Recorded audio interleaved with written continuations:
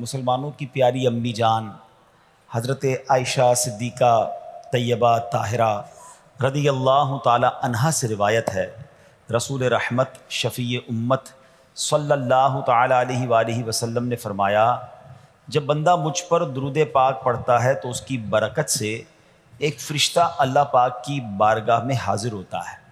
اس فرشتے کے لیے حکم ہوتا ہے کہ اسے میرے بندے کی قبر کے پاس لے جاؤ تاکہ یہ میرے بندے کے لیے مغفرت کی دعا کرتا رہے اور میرے بندے کی آنکھیں ٹھنڈی ہوتی رہیں۔ ذات والا پہ بار بار درود، ذات والا پہ بار بار درود، بار بار اور بے شمار درود، قبر بے خوب کام آتی ہے، بے کسوں کی ہے یار غار درود۔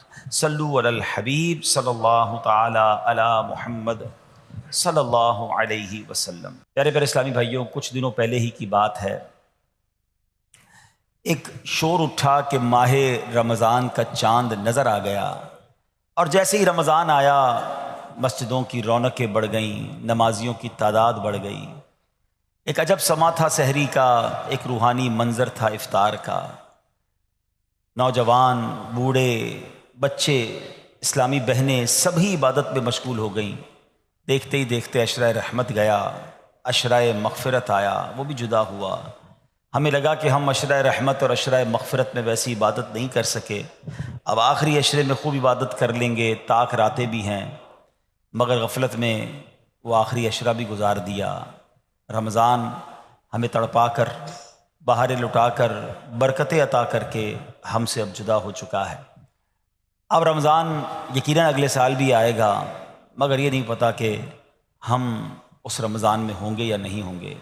ہمیں یہ بھی نہیں معلوم ہماری مغفرت ہوئی کہ نہیں۔ ہم رب کریم سے دعا کرتے ہیں کہ اللہ، جن لوگوں نے تجھے راضی کیا ان کا واسطہ ہم سے راضی ہو جا، جن لوگوں کی مغفرت فرمائی ان کا واسطہ ہماری مغفرت فرما دے۔ ماہ رمضان کی بس اب یاد ہی باقی رہ گئی ہے، اب رمضان کے بعد کی زندگی ہے۔ اب زندگی ہمیں ایسے گزارنی ہے کہ جو ہم نے رمضان میں روحانیت حاصل کی، جو برکتیں حاصل کی، جو ہمیں تقوی کی سوغات رمضان سے ملی ہے، کہیں وہ ضائع نہ ہو جائے۔ ہمارا دشمن آزاد ہو چکا ہے، شیطان حملہ کرنے کے لیے بھرپور تیاری پر آمادہ ہے۔ کئی لوگوں کو تو اس نے پہلے 2 دنوں میں ہی مسجد سے دور کر دیا ہوگا۔ اب ہمیں بھی غور کرنا ہے کہ کیا ہمیں بھی اپنی ساری عبادتیں، ساری ریاضتیں، ساری روحانیت ضائع کرنی ہے یا نہیں۔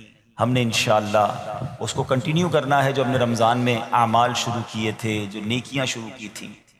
بڑی پیاری ایک حدیث پاک ہے کہ رمضان وہ مہینہ ہے، من قام رمضان ایمانا و احتسابا غفر له ما تقدم من ذنبہ، یعنی جو ایمان کے ساتھ ثواب کمانے کے لیے رمضان المبارک کے روزے رکھے، اس کے پچھلے گناہ معاف کر دیے جاتے ہیں۔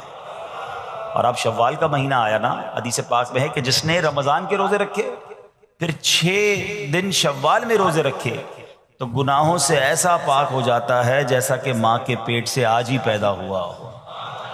تو وہ روحانیت، وہ برکت جاری رکھنی ہے۔ ابھی تو روزے بھی رکھنے ہیں نا انشاءاللہ، نفلی روزے رکھیں گے، 6 روزے رکھ لیں گے تو انشاءاللہ یہ برکت بھی حاصل ہو جائے گی۔ تو ہمیں کوشش یہ کرنی چاہیے کہ ہمیں ماہ رمضان کے بعد اب یہ 6 دن شوال کے، ضروری نہیں کہ ایک ساتھ رکھیں، شوال کے پورے مہینے میں رکھ لیں۔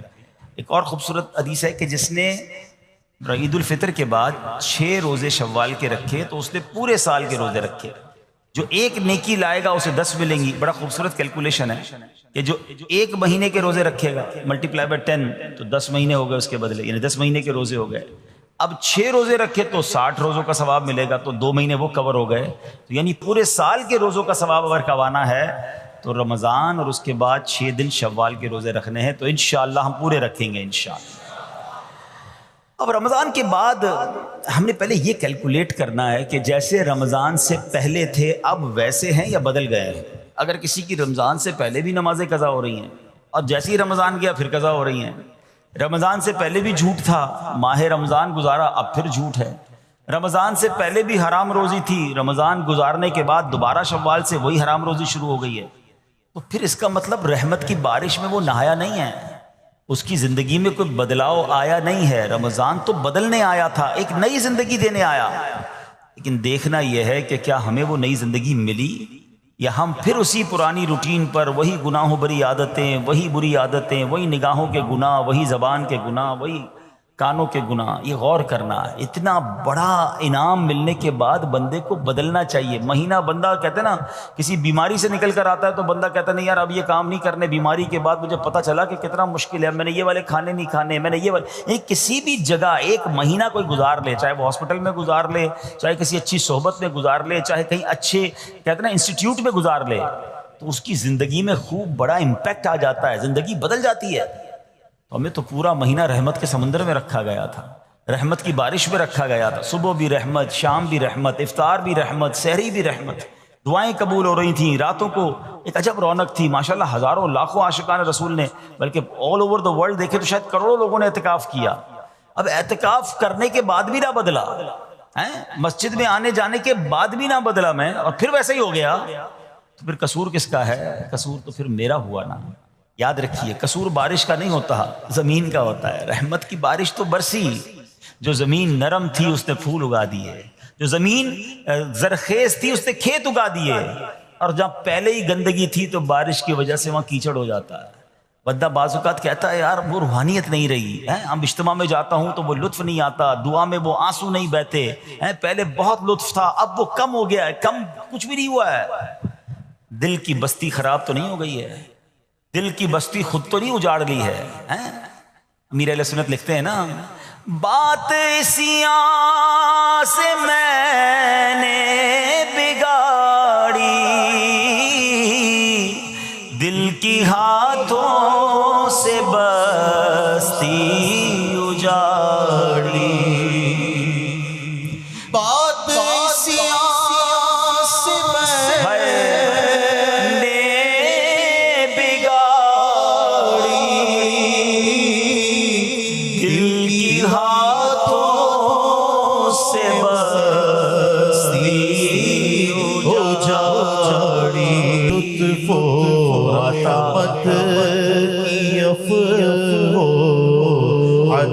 میرے مولا، میرے مولا تو خیرات دے دے. دل کی بستی اجڑنے دینی نہیں ہے. شیطان آیا ہے اجاڑنے کے لیے، پلان پورا ہے اس کا. اس سے سب چھین لینا ہے، اس کی نمازیں، اس کے روزے، اس کی آنسو، اس کی دعائیں، اس کے سجدے، اس کے صدقے، اس کی خیرات، اس کے چہرے پر جو داڑھی سج گئی، سر پر جو امامے آ گئے، بہنوں نے جو پردے کی نیت کر لی. وہ آیا ہے بستی اجاڑنے، وہ آیا ہے ہم سے سب کچھ چھیننے. اب عقل مند وہ ہے جو شیطان کی باتوں میں نہ آئے، رحمان عز و جل کے رحمت کے سائے میں چھپ جائے، مسجدوں میں آتا رہے، نمازوں کی پابندی کرتا رہے، سنتوں پر عمل کرتا رہے. جی اگر چاہے بھی برائی کی طرف تو ان بری محفلوں کی طرف نہ جائے. آج میں آپ کو ایک بڑی خوبصورت یوں سمجھے حدیثیں سنانے آیا ہوں. جب میں اس بیان کو تیار کر رہا تھا تو کہتے نا کہ بیان تیار کرتے کرتے چہرے پہ مسکراہٹ آ رہی تھی. آج وہ حدیثیں ہیں کہ جب بندہ یہ عمل کرتا ہے، کچھ اعمال بتاؤں گا، کچھ حدیثوں میں ایسے اعمال بتائے گئے کہ بندہ جب یہ عمل کرتا ہے تو رب مسکراتا ہے. عمل تو بعد میں سنیں گے، یہ فضیلت سن کے کیسی مزہ آ رہا ہے. اللہ مسکراتا ہے اپنے اس بندے کو دیکھ کر جو یہ عمل کرتا ہے. ہاں ایک وضاحت کر دوں کہ یقیناً اس کا مسکرانا ایسا نہیں ہے جیسا ہمارا مسکرانا ہے. اللہ پاک جسم اور جسم کے لوازمات سے پاک ہے، اس کی شان بہت اونچی ہے. مگر احادیث میں جب جہاں جہاں یہ لفظ آیا نا کہ رب مسکراتا ہے، تو اس کا مطلب یہ کہ اللہ بندے کے اس کام سے بہت راضی ہو جاتا ہے، اس پر رحمت نازل فرماتا ہے. سبحان اللہ. میں سوچ رہا تھا یہاں تک بتانے کے بعد آپ کو یہ کہہ دوں نا، اب جو بھی کام بتانا ہے وہ کرنا شروع کر دیں گے انشاءاللہ. بغیر بتائے بتا دوں کہ بھائی اب یہ کام میں رب راضی ہو جائے گا. رب کا مسکرانا لفظ کیسا ہے یار، جس کو کہہ رہے دل کی کلیاں کھل اٹھیں کہ زندگی میں میں کوئی کام ایسا کر لوں، کوئی ایک کام ایسا کر لوں کہ اللہ میری طرف دیکھ کر مسکرا دے، یعنی اس کی رحمت مسکرائے اور اس کی طرف سے رحمتیں نازل ہو جائیں، وہ مجھ سے راضی ہو جائے. تو یہی زندگی کا حاصل ہے نا. سبحان اللہ. تو یہ آئیے آج مدری چل کے ناظرین آپ بھی اٹینشن ہو جائیں کہ وہ کام کون سے ہیں جس کو دیکھ کر رب کی رحمت ایسی راضی ہو جاتی ہے، رب اتنا راضی ہو جاتا ہے. سبحان اللہ سبحان اللہ. تو آئیے ایک پہلی حدیث سنتے ہیں. نبی پاک علیہ الصلوۃ والسلام فرماتے ہیں اذا ضحک ربک الی عبد فی الدنیا فلا حساب علیہ. جب تمہارا رب دنیا میں کسی بندے کو دیکھ کر مسکرائے تو روز قیامت اس سے حساب نہیں لیا جائے گا۔ ہائے ہائے، قیامت کے حساب سے بچ جائیں تو اور پھر کیا چاہیے ہیں؟ وہاں بلا حساب جنت میں داخلہ مل جائے، سبحان اللہ، یہ تو مزے کو مزہ آ جائے۔ تو اب کام کون سے ہیں؟ سبحان اللہ، جس میں رحمت خاص برستی ہے، سبحان اللہ۔ اور ابھی جن نیک اعمال کے بارے میں ہم سننے والے ہیں، یہ دو اہم فضیلتیں ہیں۔ جب بندہ یہ نیک کام کرتا ہے، اللہ پاک اس سے انتہائی راضی ہو کر اس پر رحمت نازل فرماتا ہے، اور ایسا خوش نصیب روز قیامت بلا حساب جنت میں داخل ہو جائے گا۔ بلا حساب ہو جنت میں داخلہ یا رب، بلا حساب گزر آمین آمین آمین۔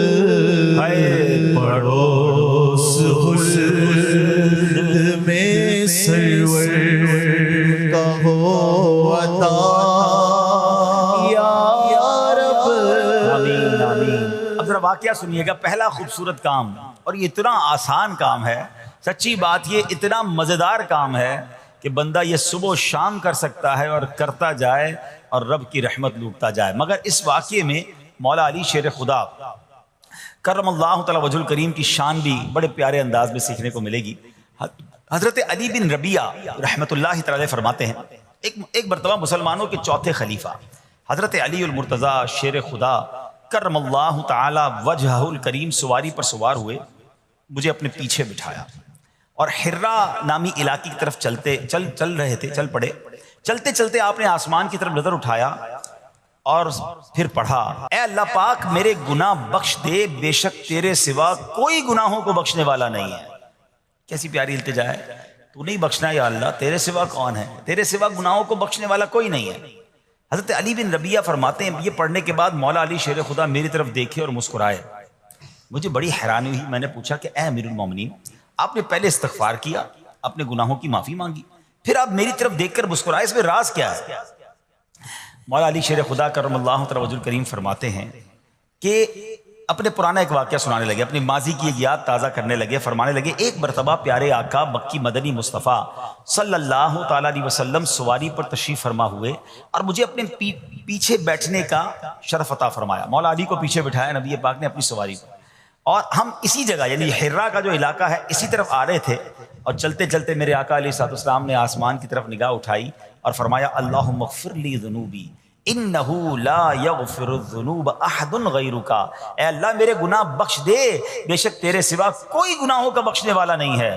پھر نبی پاک علیہ الصلوۃ والسلام میری طرف دیکھ کر مسکرائے، اے ربیعہ میں نے بھی وہی سوال کیا جو آج تم نے سوال کیا تھا، علی بن ربیعہ نے سوال کیا تھا نا کہ آپ مسکرائے کیوں؟ نبی پاک علیہ الصلوۃ والسلام سے مولا علی نے سوال کیا کہ حضور آپ نے پہلے استغفار کیا پھر آپ مسکرائے، تو نبی پاک علیہ الصلوۃ والسلام نے فرمایا، اے علی جب بندہ اللہ پاک سے گناہوں کی معافی مانگتا ہے، اللہ پاک اس بندے سے خوش ہو کر مسکراتا ہے۔ بس اللہ پاک کے اسی مسکرانے کی وجہ سے میں مسکرایا ہوں۔ اچھا، اس پر بات کرتے ہیں کہ استغفار کتنی کمال کی چیز ہے، اللہ کی کتنی پسند کی چیز ہے، مگر ذرا کمال تو دیکھیے مولا علی شیر خدا کا کہ آپ نے ایگزیکٹلی وہی پورا سینیریو کریٹ کیا، وہ پورا منظر آپ نے خود کریٹ کیا، بنایا کہ اسی طرح پیچھے سواری پر علی بن ربیعہ کو بٹھایا، اسی وادی میں لے کر گئے، اسی وادی میں جا کر آسمان کی طرف نگاہ بھی کی اور وہی الفاظ دہرائے جو نبی پاک نے دہرائے۔ الفاظ دہرانے کے بعد حضرت علی بن ربیعہ کو مولا علی دیکھ کر مسکرا بھی رہے ہیں، اور کمال دیکھیں علی بن ربیعہ سوال بھی وہی کر رہے ہیں اور میرے شیر خدا جواب بھی وہی عطا فرما رہے ہیں۔ ہائے ہائے، کیسا نبی پاک سے محبت کا انداز ہے، ایچ اینڈ ایوری سٹیپ، ایک ایک قدم کو صحابہ فالو کیا کرتے، ہمارے اسلاف فالو کیا کرتے ہیں۔ مسکرایا بھی نبی پاک نے جس مقام پر جس انداز میں، وہ وہاں جا کر ویسے ہی مسکرا رہے ہیں، گویا یہ بتا رہے ہیں یہ نہ پوچھو میں کیا کر رہا ہوں، کسی کی ادا کو ادا کر رہا ہوں۔ صحابہ کرام پتہ مقامات ڈھونڈا کرتے تھے کہ کہاں کہاں میرے آقا نے نمازیں ادا کی، کہاں قیام کیا، سفر میں کہاں پڑاؤ ڈالا، ہم بھی ایگزیکٹلی اسی طریقے سے سفر کریں، وہیں پڑاؤ ڈالیں، وہیں نوافل ادا کریں۔ اللہ اکبر۔ اور آج ہمیں پتہ چل جائے کہ یہ سنت ہے تو جواب کیا ملتا ہے؟ بھائی سنت ہی ہے نا، فرض تو نہیں ہے۔ امام صاحب سے اور مولوی صاحب سے اور علماء سے لوگ آ کے یہی سوال کر رہے تھے، حضرت گناہ تو نہیں ملے گا؟ سنت ہی ہے نا، کوئی مسئلہ تو نہیں چھوڑ دیں؟ اللہ کے بندو، سنت کو اتنا نارمل لے لیا؟ اب تو نیا طبقہ بن گیا، کہتے ہیں بھائی نماز میں فرض پڑھ لو، بڑی بات ہے، کیا پڑھنا ہے، سنت ہے، کوئی ضروری نہیں ہوتی۔ کہاں سے آ گئے لوگ جو نبی پاک کی سنت سے ہمیں دور کرنے کی بات کرتے؟ عاشق رسول کے لیے اس سے بڑی کیا بات ہے کہ پتہ چل جائے یہ نبی پاک کی سنت ہے۔ میرے آقا فرماتے من احب سنتی فقط احبنی، جس نے میری سنت سے محبت کی وہ ایسا ہے جیسے اس نے مجھ سے محبت کی۔ اور آگے سنو، فرماتے ومن احبنی کان معی فی الجنہ، جس نے مجھ سے محبت کی وہ جنت میں میرے ساتھ ہوگا۔ ارے سنت پر عمل کرنا تو جنت میں جانے، اور وہ بھی نبی پاک کے ساتھ جانے والا راستہ ہے۔ لوگ کہتے ہیں سنت ضروری نہیں۔ اللہ سلامت رکھے میرے پیر و مرشد کو، اللہ سلامت رکھے دعوت اسلامی کو۔ قدم قدم پر سنتوں کی بات دعوت اسلامی والے کرتے ہیں۔ یقیناً کچھ لوگوں کو پرابلم ہوتی ہے، یار اتنی سنتوں کی بات، تمہارا بیان بھی سنتوں بھرا بیان، مدنی حلقہ بھی سنتوں بھرا، تو جناب ہر جگہ سنت کی بات۔ ارے غلام آقا کے طریقے کی بات نہ کرے تو کس کی بات کرے؟ ارے مولا علی کو تو دیکھو یار، مولا علی شیر خدا، ہم پنجتن کے غلام ہیں، اہل بیت سے محبت کرتے ہیں، صحابہ سے پیار کرتے ہیں، ان کو دیکھیں نا، ایک ایک قدم کو، ایک ایک طریقے کو، ایک ایک انداز کو فالو کیا کرتے تھے۔ آپ کو پتہ ہے حضرت ابوبکر صدیق رضی اللہ تعالیٰ کا وصال کا دن آنے والا تھا، آپ کو آخری گھڑیاں تھیں، آپ نے اپنی صاحبزادی بی بی عائشہ صدیقہ رضی اللہ تعالیٰ عنہا سے پوچھوایا ذرا یہ تو بتاؤ نبی پاک کا جو وصال کا دن تھا وہ دن کون سا تھا، وصال کے وقت کپڑے کیا پہنے تھے؟ یعنی ایک ایک بات کی معلومات لے رہے ہیں۔ تمنا یہ ہے کہ نبی پاک جس دن دنیا سے پردہ فرمایا اس سنت پر بھی عمل ہو جائے، میرا انتقال بھی اسی دن ہو جائے۔ آپ غور کریں کتنی باریکی سے پیارے آقا علیہ الصلوۃ والسلام کو صحابہ کرام اہل بیت اطہار فالو کرتے تھے، اور آج پتہ نہیں کیا ہو گیا ہے سنت۔ ابھی تھوڑے دنوں بعد انشاءاللہ حاجی حج کو جائیں گے، اللہ مجھے اور آپ کو بار بار حج کی سعادت عطا فرمائے۔ حج کے دنوں میں ایک ہی سوال ہوتا ہے، مینا کی راتیں سنت ہی ہے نا، نہ گزاریں تو حضرت کوئی دم تو نہیں ہو جائے گا؟ ارے تمہیں صرف دم کی فکر ہے، گئے کس لیے حج پہ؟ میرے آقا نے اگر خیموں میں مینا کے میدان میں رات گزاری تو عاشق رسول کے لیے تو اس سے بڑی راتیں کون سی ہوں گی؟ قدم قدم پر پیارے آقا کے طریقے کو فالو کرنا چاہیے۔ حاجی کو ایک ہی فکر ہوتی ہے بھائی دم تو نہیں لگ جائے گا، مولوی صاحب اور کوئی رعایت بتا دیں۔ ارے ہم گئے عبادت کرنے، سنتوں پر عمل کریں، مستحبات پر عمل کریں، بزرگوں کی اداؤں کو ادا کریں تاکہ زیادہ سے زیادہ برکتیں لوٹ کر آئیں۔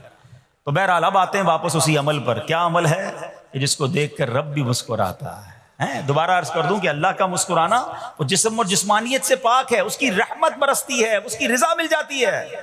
اور وہ کس بات پر رضا ملتی ہے کہ جب بندہ اللہ سے معافی مانگتا ہے تو اللہ اس کے معافی مانگنے پر بہت راضی ہو جاتا ہے۔ سبحان اللہ، اللہ پاک ایسے بندے سے بہت خوش ہوتا ہے کہ وجہ پتہ کیا ہے؟ وہ فرماتا ہے دیکھو میرا بندہ جانتا ہے کہ اس سے گناہ ہوا ہے اور یہ بھی جانتا ہے کہ میرا مالک بخشنے والا ہے۔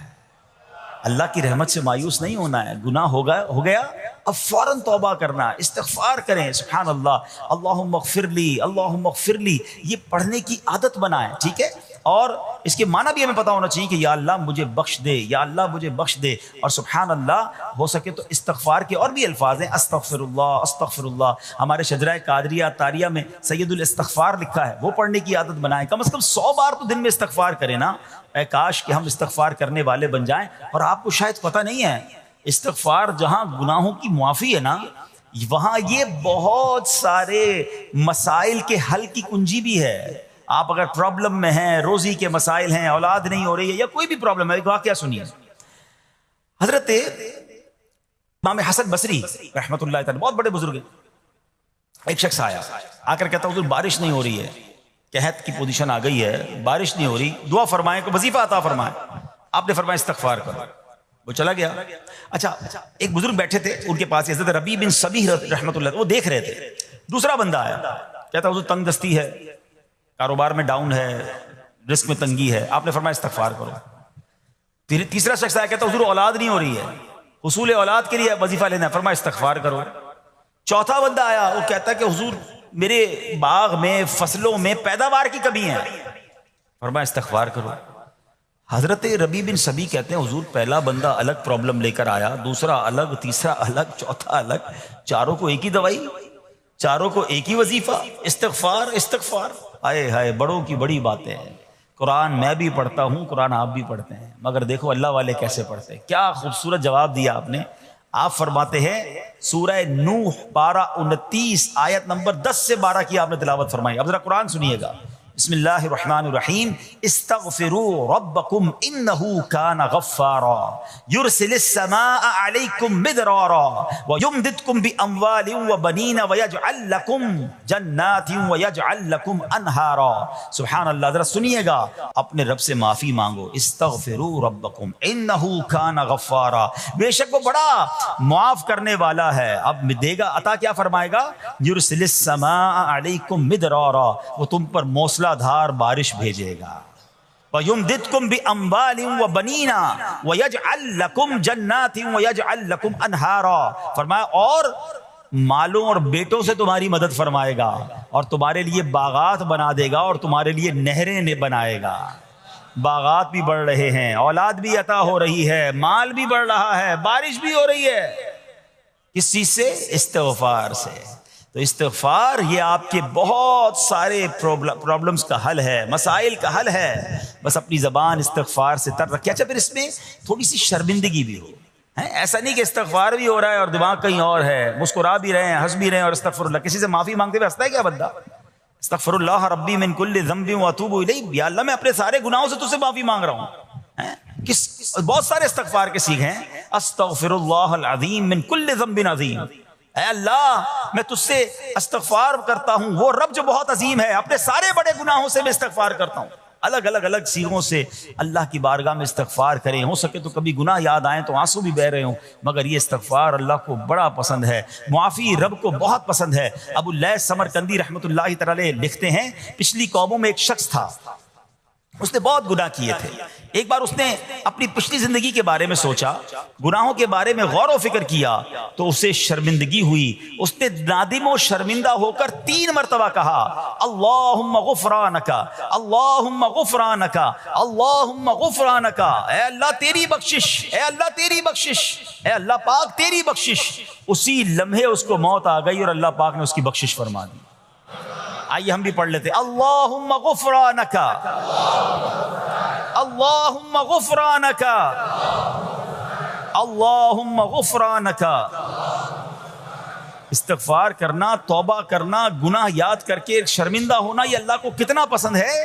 ایک سبحان اللہ، اس کے بارے میں چند برکتیں آپ کو بیان کرتا ہوں۔ بڑی عظیم برکت یہ ہے کہ اس کی بدولت بندے کا تنگی اور غم دور ہو جاتا ہے۔ حدیث پاک میں ہے، جو ہمیشہ استغفار کرتا رہے اللہ پاک اس کے لیے ہر تنگی سے نکلنے کا راستہ بناتا ہے، ہر فکر و غم سے اسے خلاصی عطا فرماتا ہے۔ اس کی ایک برکت یہ بھی ہے کہ ایسے بندے کو اللہ پاک غیب سے رزق عطا فرماتا ہے۔ حدیث پاک میں ہے، استغفار کرنے والے کو اللہ وہاں سے رزق عطا فرماتا ہے جہاں اس کا گمان بھی نہیں ہوتا ہے۔ اتنی مہنگائی ہے، اتنی مشکلیں ہیں، اتنی تنگی ہے، لوگ قرضے میں ہیں، کبھی ادھر جاتے ہو کبھی ادھر جاتے ہو۔ ارے بھائی، سب کے پاس جاتے ہو، رب کے پاس کیوں نہیں جاتے؟ استغفار کرنا شروع کر دو، فرمایا ادھر سے روزی دے گا جہاں تمہارا گمان بھی نہیں جائے گا۔ اس کی برکت سے اللہ پاک دلوں کے زنگ کو دور فرماتا ہے۔ آئیے پیارے اسلامی بھائیوں، اللہ کو معافی مانگنا، دل سے پکارنا کتنا پسند ہے۔ میں آپ کو ایک بہت ہی خوبصورت واقعہ بتاتا ہوں، اور یہ واقعہ ہے حضرت موسیٰ علیہ نبینا علیہ الصلوۃ والسلام کا۔ اللہ پاک نے حضرت موسیٰ علیہ نبینا علیہ الصلوۃ والسلام نے ایک بار اپنی مناجات میں عرض کیا، یا اللہ یا رب۔ اللہ پاک کی طرف سے جواب آیا، لبیک یا موسیٰ۔ آپ نے عرض کی، یا اللہ تو میرا مالک ہے، تو خالق ہے، میں تو تیرا بندہ ہوں۔ ارشاد ہوا، مجھے یہ پسند ہے کہ جب مجھے کوئی میرا بندہ یا رب پکارے تو میں اسے لبیک کہہ کر جواب دوں۔ اللہ فرما رہا ہے، حضرت موسیٰ نے عرض کی، یا رب کیا یہ ہر مطیع بندے کے لیے ہے؟ کیا ہر نیک آدمی کے لیے ایسا ہے کہ جب تجھے وہ پکارے تو لبیک فرماتا ہے؟ سنو، اللہ فرماتا ہے ہاں، بلکہ ہر گناہگار بندے کے لیے بھی ہے۔ تو حضرت موسیٰ نے عرض کی، یا اللہ فرما بردار تو تیری اطاعت کرتا ہے، وہ بات تو سمجھ آ رہی ہے، گناہگار پر یہ کرم کس وجہ سے؟ اے ہائے، سنو میرے رب کیسا کریم ہے۔ فرماتا ہے، اے موسیٰ، اگر میں بھلائی کرنے والے کو اس کی بھلائی کا بدلہ دوں اور برائی کرنے والے پر اس کی برائی کی وجہ سے احسان نہ کروں تو میرا جود و کرم کہاں جائے گا؟ اللہ فرماتا ہے میرا پھر کرم، میری رحمت کس لیے ہے؟ برائی کرنے والا بھی، گناہ کرنے والا بھی مجھے پکارتا ہے، میں اسے بھی لبیک کہہ کر جواب دیتا ہوں۔ حضرت موسیٰ علیہ نبینا علیہ الصلوۃ والسلام کو ایک بار وحی نازل ہوئی کہ اے موسیٰ فلاں علاقے میں جاؤ، ہمارا ایک نیک بندہ اس کا انتقال ہو گیا ہے، جا کے اس کو غسل دو، اس کو کفن دو اور اس کا جنازہ پڑھو۔ حضرت موسیٰ وہاں پہنچ گئے اور جب وہاں جا کر آپ نے لوگوں سے کہا کہ مجھے فلاں بندے کے پاس لے جاؤ جس کا انتقال ہوا ہے، مجھے غسل دینا ہے، کفن پڑھنا ہے، جنازہ پڑھنا ہے، لوگوں نے کہا حضرت یہ تو زمانے کا گناہگار، بڑا بےہودہ، بڑا بدکار شخص تھا، آپ کو رب کا حکم تھا، آپ نے غسل بھی دیا، کفن بھی پہنایا، جنازہ بھی پڑھا، پھر رب کی بارگاہ میں عرض کی مولا بندے تو یہ کہہ رہے ہیں یہ تو بہت برا آدمی تھا، تو نے مجھے بھیجا اور فرمایا تیرا پیارا بندہ، میں نے جنازہ بھی پڑھ دیا، غسل اور کفن بھی دیا۔ اب ذرا آپ سوچیں کہ کسی کا جنازہ حضرت موسیٰ پڑھ دیں تو اس کی تو بخشش کا تو کوئی مسئلہ ہی کوئی نہیں نا، وہ تو اللہ کے نبی جس کا جنازہ پڑھے غسل دے تو یا اللہ تو نے ایسا انتظام فرما دیا۔ تو رب کریم کی طرف سے پتہ ہے کیا جواب آتا ہے؟ اللہ فرماتا ہے اے موسیٰ بندے سچ کہتے ہیں، یہ بندہ واقعی بڑا گناہگار تھا، جو علاقے والے شہر کے لوگ کہہ رہے ہیں نا ٹھیک کہہ رہے ہیں، یہ بندہ تھا ہی ایسا۔ یا اللہ جب اتنا گناہگار تو اتنی بڑی مہربانی کس وجہ سے؟ ارشاد ہوا اے موسیٰ اس بندے نے مرنے سے پہلے مجھ سے 5 کلمات کے ذریعے بات کی، مناجات کی، مجھے پکارا، 5 سینٹنس تھے، 5 کلمے تھے، اور اے موسیٰ اس کی وجہ سے میں نے اس کی مغفرت فرما دی۔ تو حضرت موسیٰ کہتے ہیں یا اللہ وہ 5 کلمے تو بتا دے، وہ 5 کیسے جملے تھے کہ علاقے میں سب سے مشہور بدکار اور اس کا انتقال ہو تو رب مغفرت بھی فرمائے اور اپنے نبی کو فرمائے جا کے جنازہ پڑھو۔ تو آپ نے کہا یا اللہ وہ 5 کلمات بتا دے۔ اب ذرا یہ 5 کلمات سنیے گا، ایکچولی جو بات سمجھنی ہے نا، استغفار ہے کیا، معافی مانگنا ہے کیا، توبہ کیا ہے۔ اللہ فرماتا نا کہ ہم نے سنا کہ جو بندہ اللہ سے استغفار کرتا ہے اللہ اسے دیکھ کر مسکراتا ہے، اس کی وجہ یہ کہ بندہ رب کی بارگاہ میں اپنے آپ کو سرنڈر کرتا ہے، اپنے گناہ یاد کرتا ہے، اپنی کم مائگی کا اظہار کرتا ہے۔ وہ کہتے ہیں نا الندم التوبہ، شرمندگی توبہ ہے۔ شرمندہ ہو جائے نا انسان، دنیا میں پتہ کیا معاملہ ہے، ہم کسی عدالت میں جا کر کہہ دیں ہم نے جرم کیا ہے، اقبال جرم، ٹھیک ہے، تو کیا ہوتا ہے، جج کہتا ہے پھر اس کو گرفتار کرو اور سزا سناؤ، بندہ خود ہی مان رہا ہے، گواہوں کی ضرورت کیا ہے۔ دنیا کی عدالت میں اقبال جرم پر سزا ملتی ہے، میرے رب کی رحمت کی عدالت دیکھو، بندہ وہاں جا کر اقبال جرم کر لے، شرمندہ ہو جائے، معافی مانگ لے، اللہ اس کے سارے گناہ معاف فرما دیتا ہے۔ یہ فرق ہے دنیا والوں میں اور رب کی عدالت میں، سبحان اللہ۔ وہ حضرت موسیٰ کہتے ہیں یا اللہ وہ 5 کلمے بتا، اور بتائے گئے تو وہ 5 کلمے سنیے گا ذرا۔ وہ بندہ کہتا ہے مرنے سے پہلے اے رب تو جانتا ہے میں نیکوں سے محبت کرتا ہوں اگرچہ خود نیک نہیں ہوں، یا رب تو جانتا ہے میں فاسقوں سے بغض رکھتا ہوں اگرچہ میں خود فاسق ہوں۔ سمجھ رہے ہیں بات کو؟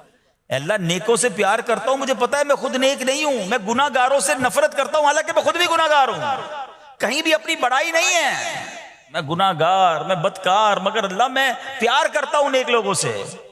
تیسرا جملہ کیا تھا، یا رب اگر مجھے معلوم ہو جائے کہ میرے جنت میں داخل ہونے سے تیری ملکیت میں کوئی کمی آ جائے گی تو اے اللہ میں تجھ سے پھر جنت کا سوال کرنا چھوڑ دوں گا۔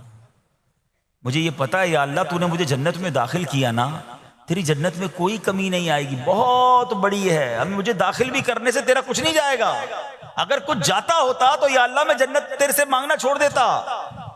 چوتھا جملہ کیا ہے، اے رب اگر مجھے معلوم ہو جائے کہ مجھے جہنم میں داخل کرنے سے تیری ملکیت میں اضافہ ہو جائے گا تو میں پھر جہنم سے پناہ نہیں مانگوں گا، یعنی اگر تو تیرے ملک میں تیری شان میں اضافہ ہو رہا ہے مجھے جہنم میں ڈالنے سے، پھر تو میں نہیں کہوں گا تجھے کہ جہنم سے نکال، مگر مجھے پتا ہے تو پہلے ہی مالک ہے، تو پہلے ہی خالق ہے، سب کچھ تیرا ہے، مجھے جہنم میں ڈالنے سے تیری کوئی ملکیت میں اضافہ نہیں ہونا۔ اور آخری بات کیا کہتا ہے، یا رب اگر تو مجھ پر رحم نہ کرے گا تو پھر کون کرے گا۔ اللہ فرماتا ہے اے موسیٰ میں نے اس پر رحم کیا، یہ میرے کرم کے لائق تھا، میرے کرم کے لائق نہیں تھا کہ میں اسے ناکام لوٹا دیتا، جب اس نے یہ کلمات کہے تو میں نے اسے درگزر فرمایا، اس کی مغفرت فرما دی اور میں ہی بخشنے والا مہربان ہوں۔ تو اے میرے پیارے اسلامی بھائیوں، آج وہ کام سیکھ کے جانا ہے، سمجھ کے جانا ہے، جس کو جو بندہ کرتا ہے تو رب کی رحمت گویا مسکراتی ہے۔ وہ یہ ہے کہ اللہ سے معافی مانگتے رہیں، استغفار کرتے رہیں، اللہ کو راضی کرنے کی کوشش کرتے رہیں، اپنے گناہوں پر ندامت رکھیں کہ جو معافی مانگتا ہے نا اللہ اسے بہت پسند فرماتا ہے۔ حدیث پاک میں آتا ہے التائب من الذنب کمن لا ذنب له، گناہوں سے توبہ کرنے والا ایسا ہے جیسا اس نے گناہ کیا ہی نہیں ہے۔ اچھا، اب ایک اور بہت پیارا عمل جس کو دیکھ کر اللہ مسکراتا ہے، وہی میں نے جو تفسیر بتائی کہ اللہ کی رحمت راضی ہو جاتی ہے اور اللہ کی رحمت برستی ہے، رب راضی ہو جاتا ہے۔ نبی پاک علیہ الصلوۃ والسلام نے فرمایا 3 بندے ہیں اللہ پاک انہیں دیکھ کر مسکراتا اور کیا ہوتا ہے، فرمایا اور بہت خوش ہوتا ہے۔ اب وہ 3 بندے کون سے ہیں چیک کر لیں ہم ان میں ہیں کہ نہیں۔ فرمایا نمبر 1 وہ بندہ جو رات کو اٹھے، بستر چھوڑے، اچھی طرح وضو کرے، پھر نماز پڑھنے کھڑا ہو جائے، اسے دیکھ کر اللہ پاک فرشتوں سے فرماتا ہے اے فرشتوں بتاؤ میرے بندے کو نیکی پر کس نے اکسایا ہے۔ فرشتے عرض کرتے ہیں مولا تو بہتر جانتا ہے۔ اللہ پاک فرماتا ہے ہاں میں جانتا ہوں مگر تم مجھے بتاؤ۔ فرشتے عرض کرتے ہیں اے مالک کریم تو نے اسے ایک چیز یعنی جہنم کا خوف دیا ہے، یہ اس سے ڈرتا ہے۔ اے اللہ تو نے ان کو ایک چیز جنت کی امید دلائی ہے، یہ اس کی امید رکھتا ہے۔ اے اللہ یہی خوف اور امید ہے جس نے اسے رات کی نیند قربان کر کے تیرے حضور کھڑے ہونے پر ابھارا ہے۔ اب اللہ پاک فرماتا ہے اے فرشتوں گواہ ہو جاؤ، یہ جس چیز سے ڈرتا ہے یعنی جہنم سے ڈرتا ہے، میں نے اپنے اس بندے کو اس سے امن بخشا، اور جس کی امید رکھتا ہے یعنی جنت کی، میں نے جنت اس پر واجب کر دی۔ رات اٹھ کر جب دنیا سوئی ہو بندہ اٹھ کر تہجد کی نماز ادا کرے، اللہ کی بارگاہ میں آنسو بہائے، اللہ فرشتوں کے سامنے گویا فخر فرماتا۔ دوسرے نمبر پر سنو، فرمایا دوسرا وہ شخص جو حق و باطل کی لڑائی میں شریک ہوا، ثابت قدم رہا یہاں تک کہ شہید ہو گیا، یا اللہ پاک نے اسے فتح عطا فرمائی۔ اللہ اس بندے کو دیکھ کر بھی مسکراتا ہے۔ جہاد کرنے والے مجاہدین یا تو شہید ہو جائیں یا غازی ہو کر لوٹے اللہ کی رضا کے لیے، اللہ کی رحمت ان پر بھی چھما چھم برستی ہے۔ اور تیسرے نمبر پر فرمایا تیسرا وہ بندہ جو رات کو سفر کرتا ہے، یہاں تک کہ رات کے آخری حصے میں جب کہیں ٹھہرتا ہے تو اس کے ساتھ والے سو جاتے ہیں مگر وہ کھڑا ہو کر نماز پڑھنے لگتا ہے، اس بندے کو دیکھ کر بھی اللہ پاک مسکراتا ہے۔ اجتماعی عبادت کے بڑے فائدے ہیں، اجتماع میں آنا، محفل میں آنا، دعا میں شرکت کرنا بہت اچھی بات ہے، مگر اپنی عادت ایسے بھی بنائیں کہ کچھ عبادتیں ایسی کریں کہ میں جانوں اور رب جانے۔ یہ جو رات اٹھ کر دعا کا لطف ہے، رات اٹھ کر جو نماز پڑھنے کا لطف ہے نا، جب ساری دنیا سو رہی ہے اور بندہ اپنے رب کی بارگاہ میں حاضر ہے۔ علماء کہتے ہیں دن کے نوافل کے مقابلے میں رات کے نوافل افضل ہیں، کیونکہ رات سکون ہوتا ہے، رات رقت قلبی ملتی ہے، سبحان اللہ، رحمت الہی چھما چھم برستی ہے۔ تو ہمیں کیا کرنا ہے کہ رات تہجد کی نماز کی عادت ڈالے۔ رمضان میں بن گئی تھی نا، سحری کے لیے اٹھتے تھے تو لوگ تہجد پڑھتے تھے، اللہ کرے کہ یہ عادت بن جائے۔ کبھی کبھی اگر ہر روز نہیں ہو سکتا کم از کم کبھی کبھی کریں۔ اچھا اگر ایسی کوئی عبادت ہو بھی جائے نا پھر سب کو بتائیں نا کہ رات اٹھا تھا تو جناب دعائیں بھی کی تو آنسو بھی بہائے، نہیں، کبھی کبھی ایسا کیا کرو کہ میں جانوں اور رب جانے، اللہ سے باتیں کیا کرو۔ میں آپ کو صحیح بتاؤں، آپ مجھے ایک بات بتائیں، یہ تو آپ نے سن بھی لیا کہ اللہ کی رحمت کس قدر برستی ہے اس پر۔ زندگی میں بھی جب کبھی ہم پریشان ہوں اور رات نیند نہ آئے، کبھی کبھی ایسا ہوتا ہے پریشانی میں نیند نہیں آتی، کروٹیں بدل رہا ہوتا ہے انسان، اور اس کروٹ بدلتے بدلتے میں آپ کی جب والدہ حیات ہوگی یا ماشاءاللہ جن کے پاس ماں موجود ہے، ماں جیسی ہستی کہاں ملتی ہے پھر۔ ایک بار اور سن لو، دنیا کی بہت ساری چیزیں میرے اور آپ کے پاس ہیں جو ریپلیسیبل ہیں، جو بدلی جا سکتی ہیں۔ موبائل فون لیتے ہیں بڑی خوشی سے لیتے ہیں، مگر نیا ماڈل آتا ہے تو لوگ بدل لیتے ہیں۔ سواری لیتے ہیں بڑی خوشی ہوتی ہے، مگر جب نئی سواری آتی ہے تو ریپلیس بدل دیتے ہیں، ماڈل نیا آ گیا بھائی اب وہ پرانی لگتی ہے۔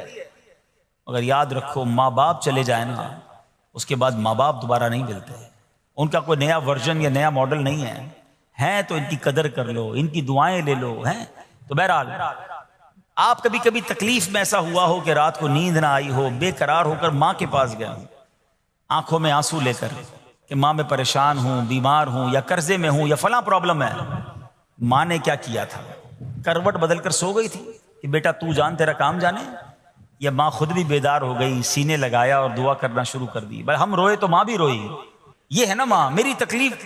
ایسا لگتا ہے کہ مجھے کبھی کبھی یہ فیصلہ کرنا مشکل ہوتا تھا کہ تکلیف مجھے زیادہ ہوتی ہے میری تکلیف میں یا میری والدہ کو زیادہ ہوتی ہے.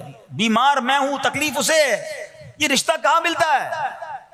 مگر مجھے ایک بات بتاؤ, جب میری تکلیف پر رات نیند چھوڑ کر بستر چھوڑ کر میں ماں کے پاس گیا, ماں نے سینے لگایا, تو اگر میں اپنا بستر چھوڑ کر آنکھوں میں آنسو لیے میری ماں سے مجھے کہیں زیادہ پیار کرنے والے رب کی بارگاہ میں چلا گیا, تو اس کی رحمت کیا مجھے مایوس کر دے گی؟ میری ماں کے دل میں جو ممتا ہے نا وہ بھی میرے رب نے ڈالی ہے, تو رب کی رحمت کتنی ہوگی.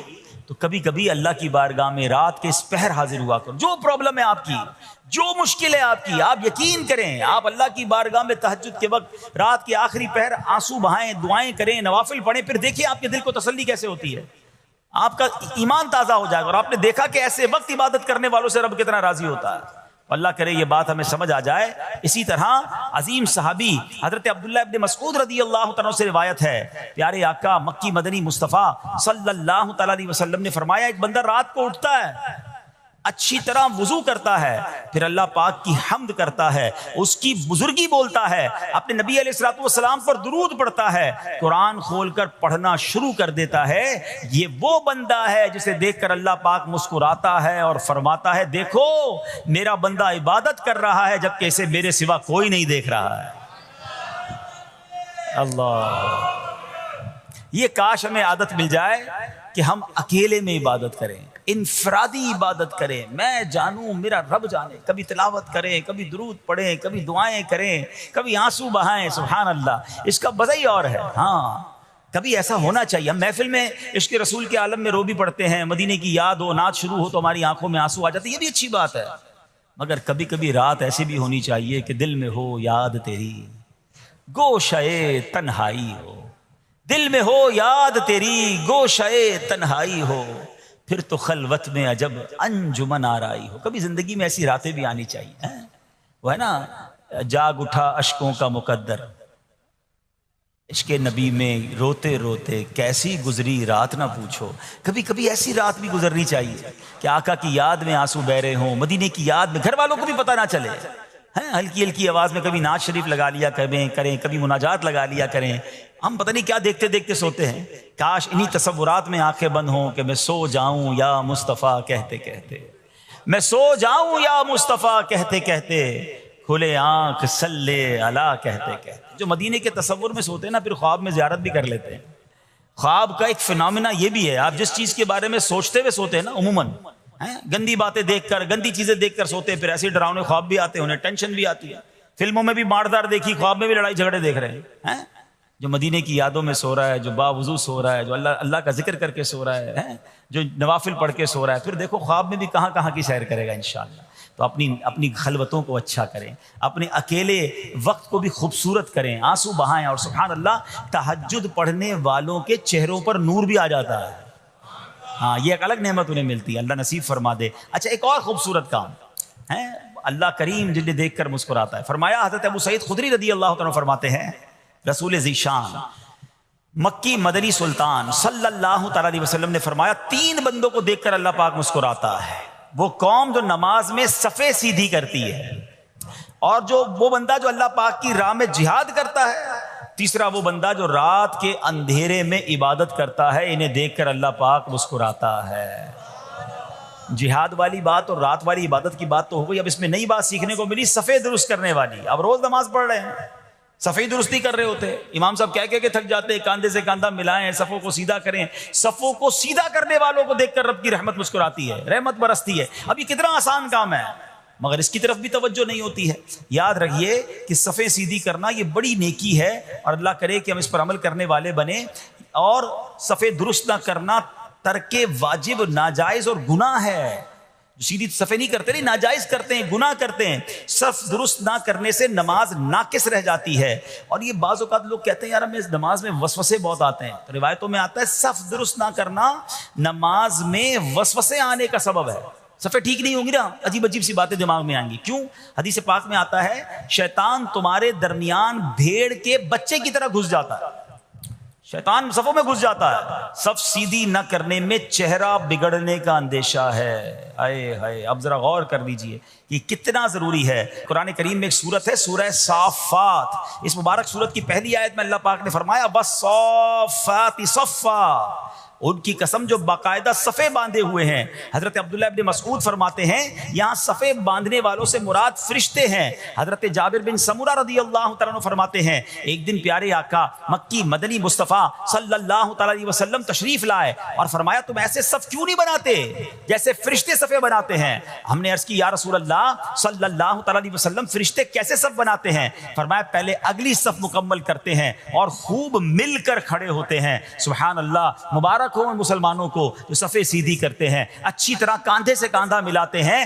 گویا یہ فرشتوں کا کام کر رہے ہیں، فرشتوں والا کام کر رہے ہیں. تفسیر طبی میں ہے فاروق اعظم رضی اللہ عنہ کا یہ معمول تھا جب نماز پڑھانے لگتے تو نمازیوں کو فرماتے صفے سیدھی کر لو، اے فلاں ذرا آگے ہو جاؤ، اے فلاں ذرا پیچھے ہو جاؤ. پھر فرماتے بے شک اللہ پاک تمہیں فرشتوں کی طرح دیکھنا پسند فرماتا ہے. تو صفے سیدھی رکھنا یہ فرشتوں کا انداز ہے اور اللہ کی رحمت خوب برستی ہے.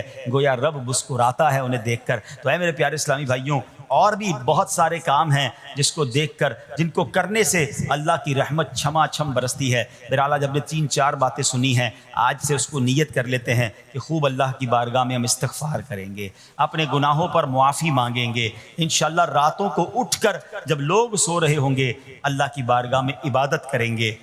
اسی طرح فرمایا کہ صفوں کو درست کریں گے اور انشاءاللہ رب کی بارگاہ سے خوب رحمتیں لوٹیں گے. اے میرے پیارے اسلامی بھائیوں، یہ سب کب ہو سکے گا کہ جب ہم اچھے ماحول میں رہیں گے. تہجد تو جب پڑھیں گے نا جب پہلے فرض پڑھیں گے. جس کی فرض ہی قضا ہو رہی ہے تو اس کو تہجد کی باری کب آئے گی؟ استغفار تو جب کرے گا جب ایسے ماحول میں آئے گا کہ جہاں گناہوں کو یاد دلا کر معافی مانگنے کا ہمیں انداز اور اس کی فکر دی جائے. تو آج کے اس پرفتن دور میں دعوت اسلامی کا یہ پیارا ماحول آپ کے سامنے ہے. اس ماحول سے وابستہ رہیں. ہفتہ وار اجتماع میں، مدنی قافلوں میں، ہفتہ وار مدنی مذاکرے میں شرکت کرتے رہیں گے تو انشاءاللہ ان نیکیوں کا جذبہ بھی ملتا رہے گا اور انشاءاللہ ایسے کام کرنے میں اللہ کرے کامیاب ہو جائیں. تصور ہی کتنا پیارا ہے. یقین کریں میں آپ شاید پتہ نہیں وہ فیلنگ آپ کو محسوس ہو رہی ہے کہ نہیں، یہ تصور ہی کتنا پیارا ہے کہ کبھی میں کوئی ایسا عمل کر لوں کہ رب کی رحمت مجھے دیکھ کر مسکرا دے، اللہ راضی ہو جائے، اللہ خوش ہو جائے. اور کیا چاہیے؟ میری تو زندگی کا حاصل ہو گیا نا. تو اب یہ 3-4 کام آپ نے سن لیے ہیں، اس کو عمل کرنا شروع کر دیں. اللہ کریم سے دعا کرتا ہوں کہ رب کریم اپنی رضا والے کام ہمیں بڑھ چڑھ کر کرنے کی توفیق عطا فرمائے.